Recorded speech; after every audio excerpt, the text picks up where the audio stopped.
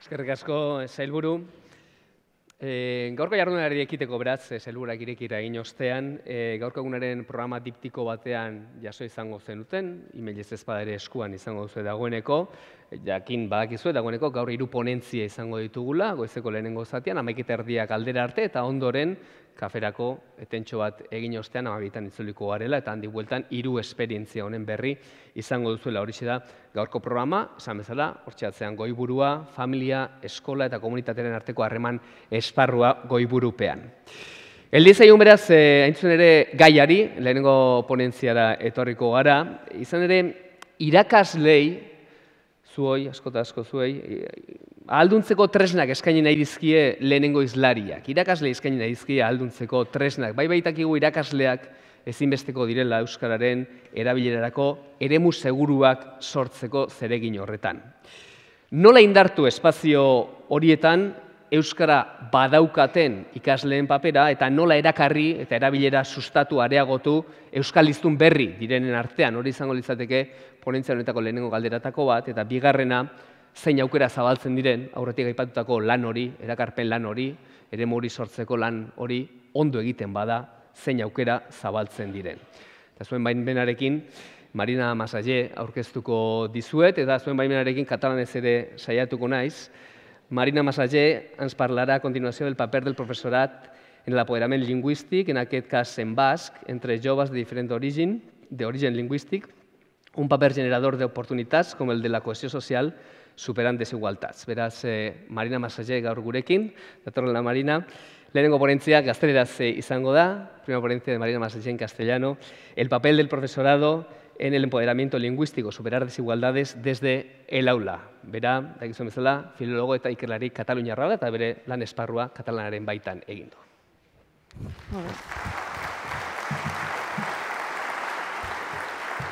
Eskerrik asko, moltes gràcies per la presentació. Egun on.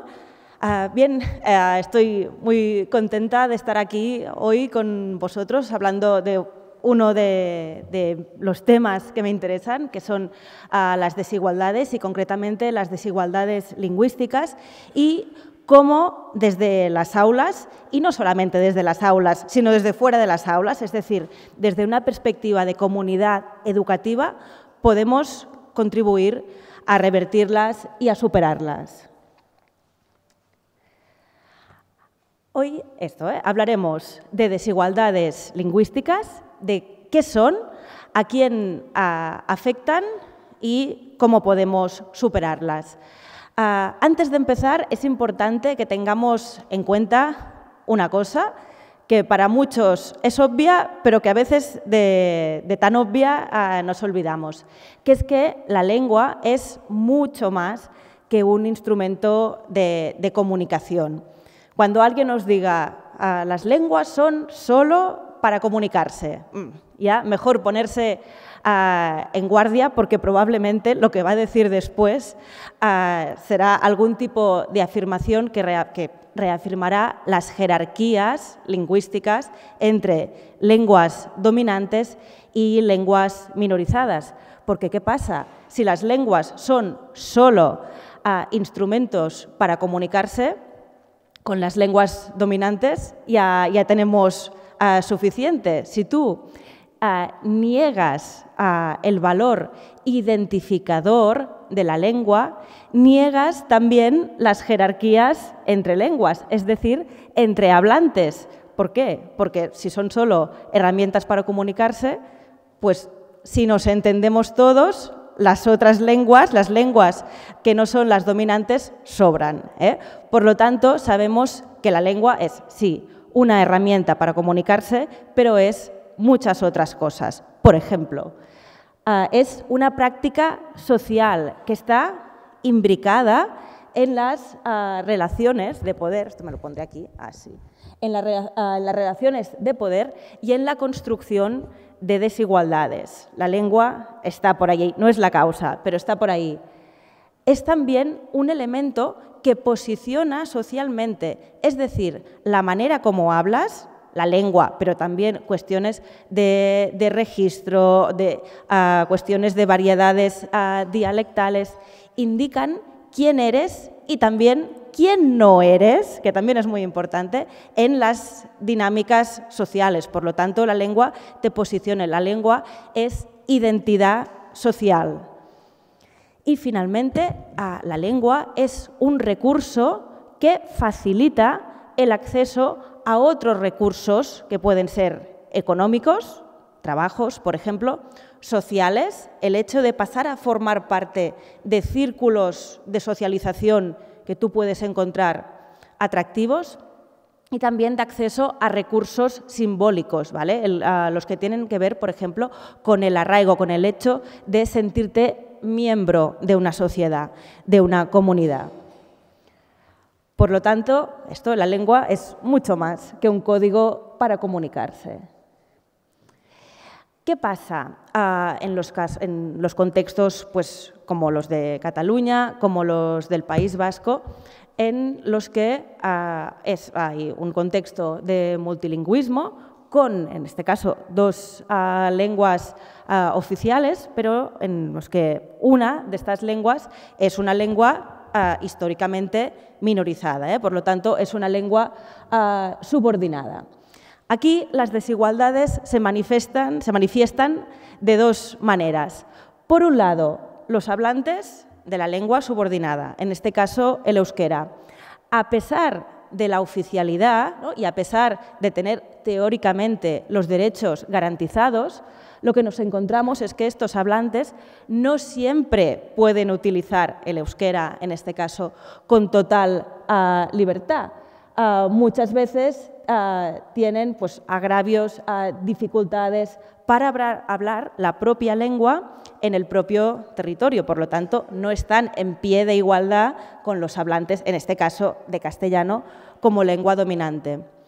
Pero no solo eso, las desigualdades lingüísticas también afectan a otro perfil de hablantes, que son, en este caso, las personas que no hablan la lengua subordinada porque no la han aprendido en casa, porque no la han aprendido en la escuela, después hablaremos de eso.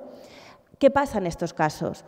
Tienen dificultades de acceso a la lengua subordinada, que es una lengua, un código lingüístico que pueden necesitar y que de hecho necesitan en algunos momentos de su vida pues, para estudiar comprendiendo bien todos los contenidos, todo lo que les están explicando, para ejercer según qué tipo de profesiones y, en definitiva, para moverse por las dinámicas sociales, en este caso pues, del País Vasco, sin limitaciones y, por tanto, con libertad. ¿Qué indica eso? Que las desigualdades se viven desde las dos perspectivas. En un caso, por no tener plenamente garantizados los derechos lingüísticos y, en otro caso, por posibles dificultades de acceso a un recurso lingüístico valioso, que es, en este caso, la lengua subordinada, cuando está en un proceso de normalización, que es en estos casos en los que se le aumenta el valor, como es el caso del euskera.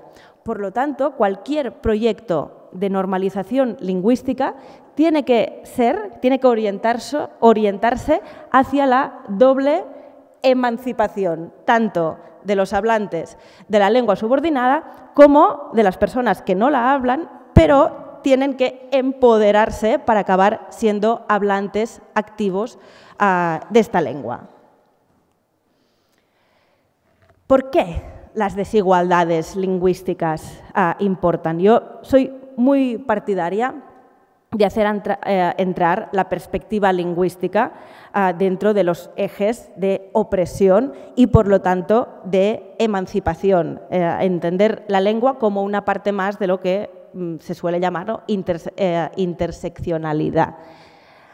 ¿Por qué son importantes las desigualdades lingüísticas? Pues porque tienen consecuencias en la vida de las personas, en su bienestar. No es solamente un tema de derechos desde un punto de vista, digamos, jurídico, es una cuestión del bienestar de las personas, de poder vivir en tu lengua, de su forma de estar en el mundo y de su desarrollo en sociedad. Y además, no lo perdamos nunca de vista, las desigualdades lingüísticas, como la lengua, como ya hemos dicho, está imbricada en las relaciones de poder, suelen ir conectadas con otras formas de desigualdad política, económica y social. Veamos un ejemplo. En este caso es un caso sacado de un contexto como el que es Cataluña, que es un poco distinto del País Vasco, pero cada vez tienen más puntos en común y cada vez que vengo al País Vasco lo veo más claro. Es el caso de Sumana. Es una chica que yo entrevisté para mi tesis sobre distintos perfiles de no catalán hablantes en Cataluña. Cuando yo la entrevisté tenía 18 años y estaba cursando segundo de bachillerato en un instituto del centro de Barcelona, pero de un barrio con mucha inmigración. Para poneros en contexto, Sumana había llegado desde la India a Barcelona con 13 años, ¿vale? O sea, habían pasado 5 años desde que ella llegó y yo la entrevisté.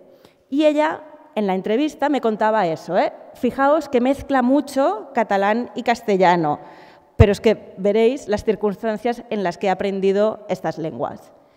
Ella me dijo, solo es 6 meses en l'aula d'acollida, ¿eh? Solo estuvo 6 meses en l'aula d'acollida, que sabéis que son, ¿no?, pues unas clases específicas de lengua para alumnos que llegan en formato de matrícula viva, que llegan durante el curso. Ella estuvo 6 meses en l'aula d'acollida y després me han dicho, tú sí que podías, tú has, no sé, has aprendit, que en catalán sería has après, has aprendit catalán. ¿Vols estudiar en segon d'ESO? Només dijo esto y ya está. Diu, no sé, diu, jo ja és veritat que no puedo, porque no he aprendido molt. En 6 meses, viniendo de la India, por lo tanto, sin hablar lenguas romances como el catalán y el castellano, no tienes tiempo de aprender bien, no una, sino 2 lenguas, ¿no? Ella ya veía que esto de ir a segundo de eso después de 6 meses no lo veía muy claro. Después, más adelante, en la entrevista, me decía, la gente no habla, no le habla a ella. Digo, no, es que cuando estudiaba en el Instituto X, allí no habla, solo habla hindi y punjabi. No hablaba ni catalán ni castellano porque no hay alumnos de catalans de estos países, ¿eh? Todos sus compañeros son pues, de la zona de donde viene ella. Solo extranjeros. Yo no habla en 5 años ni español ni catalán, pero alumnos solo de hindi, del Pakistán, de India o de Bangladesh, solo. Y en patio también parla eso, solo hindi. Me gustaría, que es la clave de todo, me gustaría poder hablar con otras personas que parlan catalán o castellano, pero no tengo ninguna. Aquí vemos cómo Sumana está como en un círculo en el que se entremezclan distintos tipos de desigualdades económicas. Para empezar, sus padres trabajaban limpiando platos en un restaurante de Barcelona. Sociales, ella vive un proceso de descapitalización social respecto a la India y lingüística ve que los recursos lingüísticos que eran muy valiosos en la India, por ejemplo, ella hablaba bien inglés, pues en Barcelona no le sirven, ¿no? Y entonces entramos en un círculo de personas que tienen pues, pocos recursos económicos, pocos recursos sociales, pocos recursos simbólicos desde el punto de vista del prestigio social y pocos recursos lingüísticos. Y veis que tiene problemas de acceso tanto al catalán como al castellano. ¿Por qué? Porque tiene problemas de acceso a personas que hablan estas lenguas. Siempre quienes hablan son pues, los profesores, es alguien que no son iguales, ¿no? Por lo tanto, esto también son desigualdades lingüísticas y van muy conectadas a otros tipos de desigualdades. La aspiración de Sumana es todavía estudiar enfermería en la universidad. Pero ¿qué me decía? Que lo veía un poco negro, porque para empezar no entendía bien los contenidos, lo que le explicaban en clase a los profesores. Por lo tanto, en este caso, aumentar sus recursos lingüísticos y conseguir que tuviera gente para practicar catalán o castellano sería una manera de romper este círculo de desigualdad, de empezar a romper, de desigualdad y de descapitalización. Más recursos lingüísticos, más recursos sociales. Si puedes entrar después, por ejemplo, a enfermería, puedes tener mejores trabajos, ¿vale? Por lo tanto, es esto, todo va muy conectado. A ver, me han dicho que sí, aquí. Muy bien. ¿Qué es? Ahora partimos de la desigualdad. ¿Qué es el empoderamiento lingüístico que afecta tanto a hablantes de la lengua subordinada como a personas que no la hablan, pero querrían hacerlo? En este caso, partimos de la falta de poder lingüístico, lo que en inglés es linguistic powerlessness, que es la limitación de elección lingüística, ¿vale? Por lo tanto, es la falta de libertad lingüística. ¿Por qué? Tú, a veces cuando se habla de elección, de libertad de elección lingüística para justificar la elección solo de las lenguas dominantes, aquí hay que poner sobre la mesa una cosa, que es que tú solamente tienes libertad para escoger la lengua que quieres cuando hablas más de una. Si solo hablas una lengua dominante, no escoges, ¿vale? Entonces, esta falta de poder lingüístico, esta falta de libertad para escoger la lengua que tú quieres hablar o que se supone que tendrías que hablar en una determinada situación, las consecuencias son impotencia, incapacidad, desempoderamiento, posibles causas. Falta de conocimiento, no la sabes o no la sabes bien, o la sabes, puedes hacer una redacción sobre el fin de semana en esta lengua, pero no te sientes cómodo en registros coloquiales, por imposición legal. Esto aquí, pues, durante el franquismo lo vivimos, tanto catalanes como vascos, pues, en propia piel.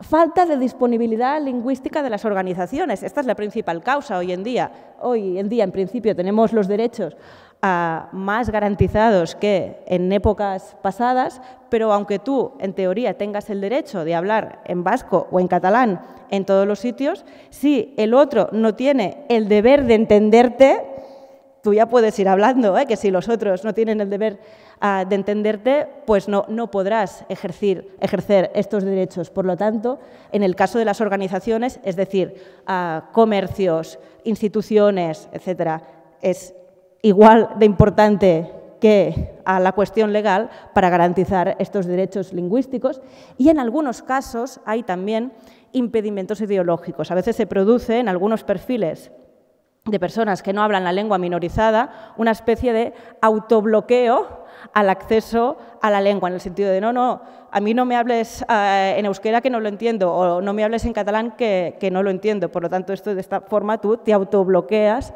el acceso a este recurso. Aquí partimos, pues, del desempoderamiento. ¿Y qué es el empoderamiento lingüístico? Que es lo que se tendría que trabajar desde todos los ámbitos, pero hoy concretamente estamos hablando de comunidad educativa.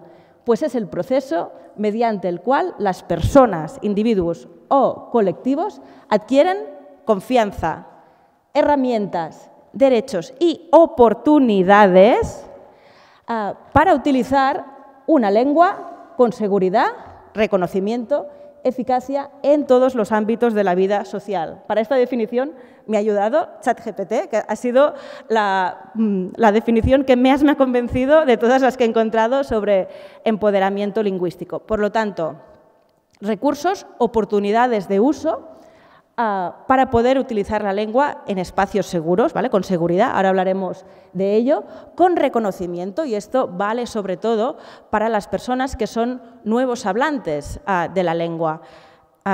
Supongo que aquí en el País Vasco también pasa, pero en Cataluña esto pasa mucho, que es que hay personas que han aprendido catalán, ya sea en el sistema de enseñanza, en los cursos para adultos o incluso en algunos casos pues en la calle hablando, pero cuando a los catalanohablantes les notan un acento que no es del todo nativo, o si tienes un fenotipo o una manera de vestir que indica que eres de fuera, a la gente automáticamente les habla en castellano, incluso cuando estas personas están hablando en catalán. ¿Qué pasa en estos casos? Si a ti no te reconocen como miembro del grupo catalanohablante, Si el resto de miembros del grupo no te reconocen como tal, no te sale a cuenta la inversión de aprender una nueva lengua. Es muy frustrante que tú quieres pasar a ser miembro de un grupo, en este caso el catalán hablante, y el resto de miembros del grupo no te reconozcan como tal. Por lo tanto, es importante reconocer los nuevos hablantes de lenguas minorizadas como eso, como hablantes. Muy bien, ¿cómo lo hacemos esto? ¿Cómo lo hacemos y cómo lo hacemos además en paralelo? Es decir, empoderar a las personas que hablan euskera pues, desde casa o que lo han aprendido ya desde muy pequeños para que lo mantengan lo máximo posible siempre que les entiendan y a la vez empoderar a las personas que no lo traen de casa pero que lo han aprendido, pues, por ejemplo, en el sistema educativo. En primer lugar, haciendo políticas, lo hablaba la consejera, abiertamente favorables a las lenguas minorizadas en el marco de sociedades democráticas e igualitarias. Si tú quieres que la gente tenga libertad para escoger la lengua que quiere, tienes que darle estos recursos lingüísticos. Y aquí me pregunto, ¿quién hace la política lingüística?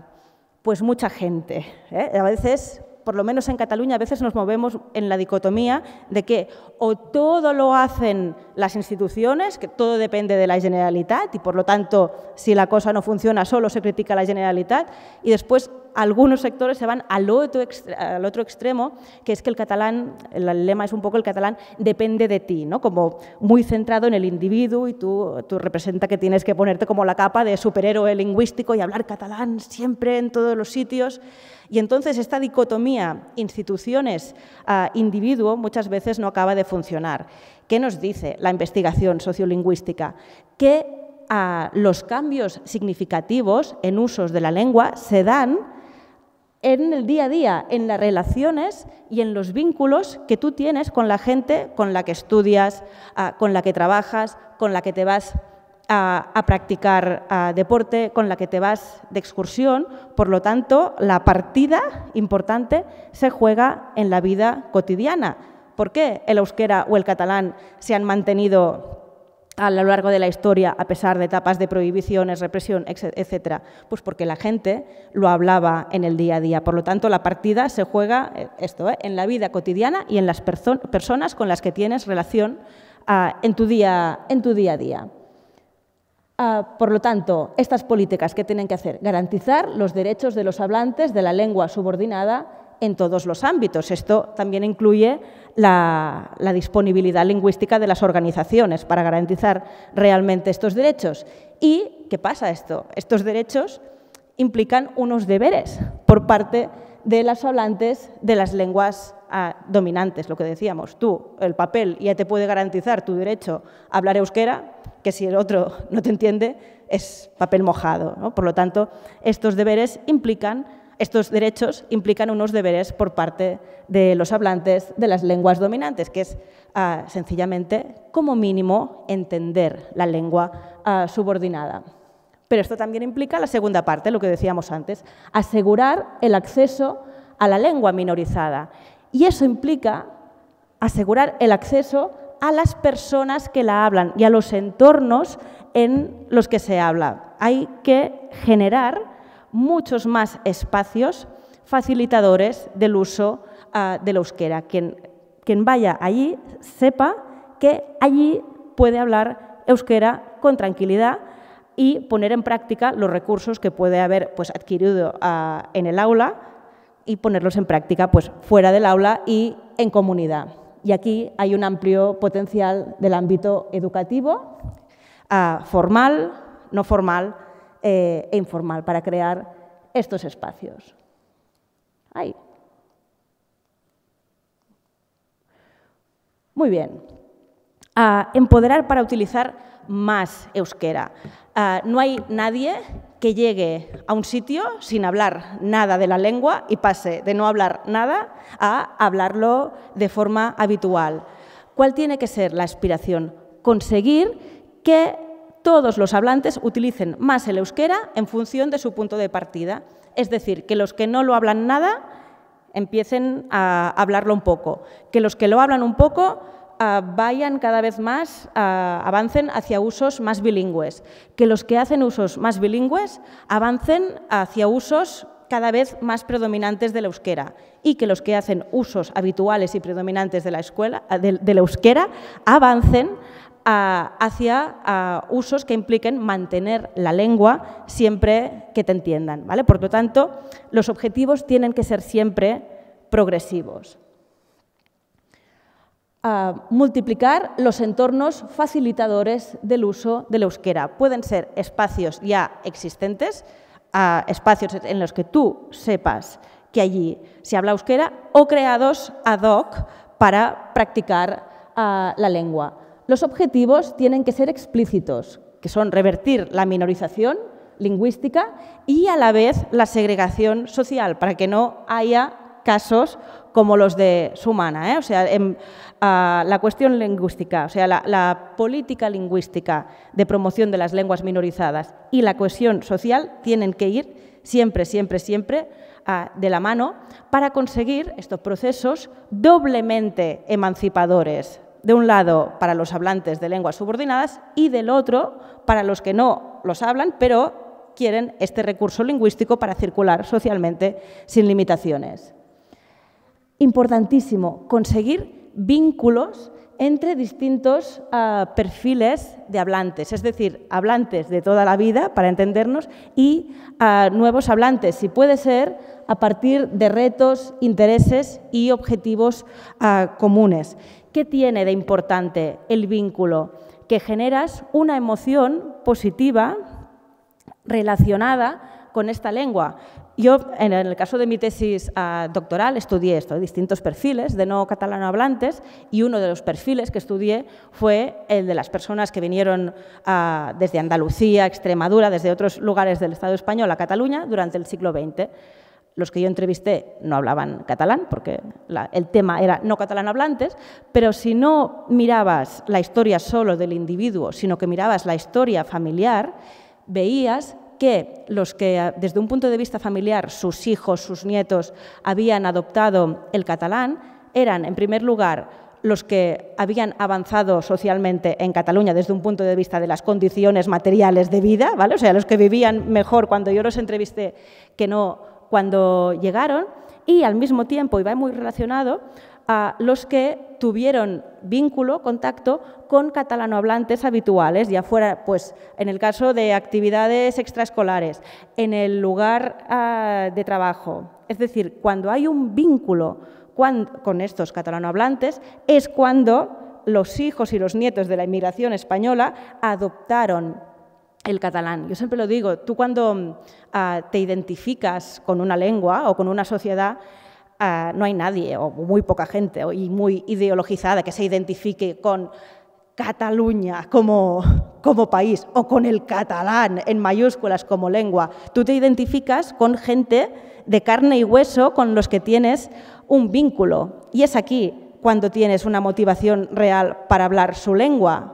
Porque dices, bueno, si estos hablan esta lengua, catalán, euskera, y yo soy como ellos, desde un punto de vista de los círculos sociales a los que quiero pertenecer, pues me tocará hablar como ellos, ¿no? Por lo tanto, este vínculo afectivo es imprescindible para acabar hablando la lengua en el día a día. Por lo que respecta a los nuevos hablantes, reconocimiento y legitimación, lo que decíamos, no sirve de nada ser un nuevo hablante de euskera si el resto de hablantes de euskera no te reconocen como tal. Y al mismo tiempo, lo que decíamos, esta doble cara del empoderamiento, los hablantes de euskera como lengua familiar o los hablantes habituales, está bien que en estos espacios facilitadores del euskera practiquen el hábito de mantenerlo en las conversaciones siempre que te entiendan. Aquí, en el caso del euskera, tenéis un experimento social que a mí me gusta especialmente, que es el Euskara al día, que son unos días, ¿no?, en que se mantiene el euskera en las conversaciones siempre que te entiendan, ¿no? Y si no, pues llevas la chapa de háblame en euskera. Creo que lo querían cambiar esto de la chapa, pero en principio llevas la chapa, ¿no?, desde la oreja o la boca. Esto está muy bien hacerlo unos días en campaña, pero tendría que mantenerse siempre pues a lo largo de todo el año. Entonces, algunas estrategias por parte del profesorado. Estas son estrategias que utilizan, pues, en este caso, los profesores en Cataluña para crear en el aula estos espacios facilitadores del uso del euskera, que tienen que ser espacios seguros para el hablante. Este concepto de espacios seguros, que se coge de todos los estudios de género, en el caso de la lengua implican que tú sepas que en este espacio podrás practicar el euskera. Si no lo hablas en el día a día, podrás practicarlo sin que te corrijan todo el rato si no lo has pedido. Estableciendo vínculos con personas que también lo hablan. En el caso del aula no, pero fuera del aula, en estos espacios, podríamos incluso aceptar que durante un rato, si te cansas de hablar euskera, pues hables castellano. Que a veces, aquí supongo que la mayoría, igual que yo, habéis crecido bilingües, hablando ya euskera y castellano, quizás otros no. En cualquier caso, en Cataluña sí que es, claro, lo más habitual es que los catalanohablantes crezcamos ya hablando catalán y castellano, y entonces a nosotros no nos supone un esfuerzo pasar de una lengua a otra, pero aprender una lengua es algo que cuesta mucho esfuerzo, mucho tiempo, y si habéis estado, pues, en un país extranjero, sabéis que a veces es muy cansado. Pues no pasa nada si durante un rato pasas a hablar otra lengua y después ya volverás al euskera. Son sitios seguros desde este punto de vista, y también son sitios seguros para las personas que hablan euskera en el día a día, en el sentido de que allí pueden aprender este hábito de mantenerse en euskera. Por lo tanto, tenemos ya los espacios facilitadores y aquí algunas estrategias del profesorado que por ejemplo, Montserrat Cendra los ha sistematizado. Importante, el primer día. El primer día es súper importante porque es cuando se establece la lengua de relación, que en muchos casos será la lengua de relación que tendrán para siempre este grupo de personas. Por lo tanto, recomendable hacer juegos de presentación en los que ya se asegure que se afianza el euskera como lengua de uso. Actividades para conocerse. Este momento es clave, conocerse ya en euskera. Sobre todo, hacer énfasis en las actividades orales, ¿no? Pues adivinar personajes, ¿no? Aquel juego, ¿no?, de ponerte aquí un cartelito con un personaje famoso y, pues, ir hablando hasta que lo adivinas. Imaginar historias con materiales mudos, hacer debates, recetas de cocina, ¿no? Y a veces hay gente que se graba, ¿no?, y después, pues, se comenta en clase o se comparte con el resto de compañeros. Talleres de rap. En Cataluña se ha puesto muy de moda. Hay una entidad que se llama Barsambran, que va por los institutos y también por centros de formación de adultos, pues enseñando a hacer rap, a rapear en catalán, y es una manera también de trabajar otras habilidades sociales. Aquí tenéis un potencial enorme con la cuestión de los versolaris, ¿eh? O sea, seguramente se inventó antes en el País Vasco que en Cataluña. Juegos de rol. También, especialmente en el caso de los adolescentes, sabéis que en la sociedad actual esto de los retos se ve bien, por lo tanto, es relacionar el euskera con el hecho de superar retos. Por ejemplo, grabar vídeos para TikTok, hacer podcast y, sobre todo, potenciar el uso entre iguales. En los casos en los que haya un buen porcentaje de alumnos que hablen euskera en casa o que lo hablen bien, pues se pueden hacer esto, parejas lingüísticas y designar, por ejemplo, esto se ha hecho en algunos institutos en Cataluña, un padrino lingüístico, una pareja o alguien incluso de algún curso mayor que te ayude cuando llegas a practicar el euskera, y así también se refuerza el vínculo. Aquí hay que tener en cuenta una cosa, que es que en el caso de Cataluña, el sistema de inmersión lingüística implantado desde los años 80 venía sobre todo del Quebec, ¿vale? Por lo tanto, la lengua era un pilar fundamental, prácticamente todo giraba en torno de la lengua. ¿Qué ha pasado con todos los movimientos más recientes de renovación pedagógica, que están muy bien desde muchos puntos de vista, pero vienen sobre todo de los países nórdicos, de Finlandia, de Noruega, y allí la cuestión de la lengua ya se da por descontada, se da por hecha, por supuesta. Y por eso, en contextos de minorización, se ha adaptado, pero sin tener en cuenta realmente el peso y el eje fundamental que tiene que ser la lengua. Esto se ve, por ejemplo, en cosas como que tradicionalmente el profesor era el centro, el único, el que hablaba y el irradiador de conocimiento. ¿Qué pasa? Con estos movimientos de renovación pedagógica, cada vez se trabaja más en grupo. Esto tiene un impacto lingüístico brutal, porque si la mayoría de alumnos tienen el castellano como lengua en sus casas o incluso otras lenguas y el castellano es como la lengua franca, si no te pones como las gafas lingüísticas, si no tienes en cuenta la perspectiva de lengua a la hora de trabajar todo eso, es muy fácil que se acabe hablando en castellano y, por lo tanto, no se refuerce el conocimiento y el uso del euskera. Por lo tanto, es importante incluir esta perspectiva de lengua cuando aplicamos la renovación pedagógica.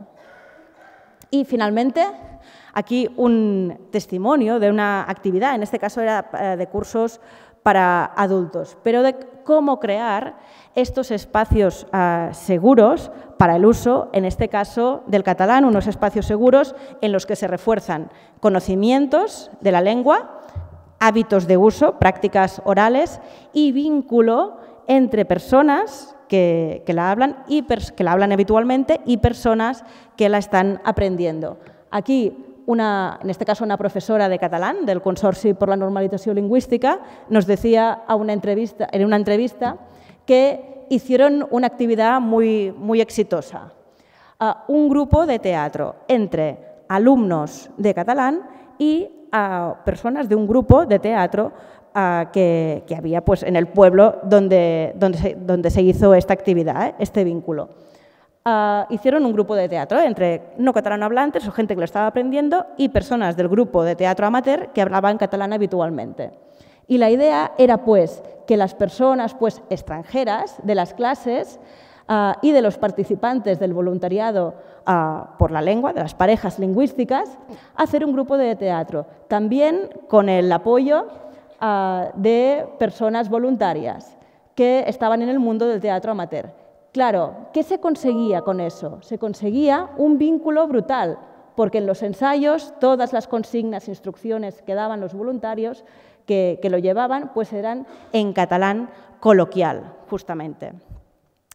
Y bien, esto es lo que os quería decir yo. La idea que me gustaría que quedara de la charla es que cuando trabajamos lengua, cuando trabajamos y creamos estos espacios facilitadores del uso del euskera, ya sea en el aula o ya sea fuera, en actividades extraescolares, deportivas, etcétera, no solamente estamos haciendo una labor lingüística, que también, sino que estamos haciendo una labor desde un punto de vista social y de potenciación de esta cohesión y de superación de desigualdades.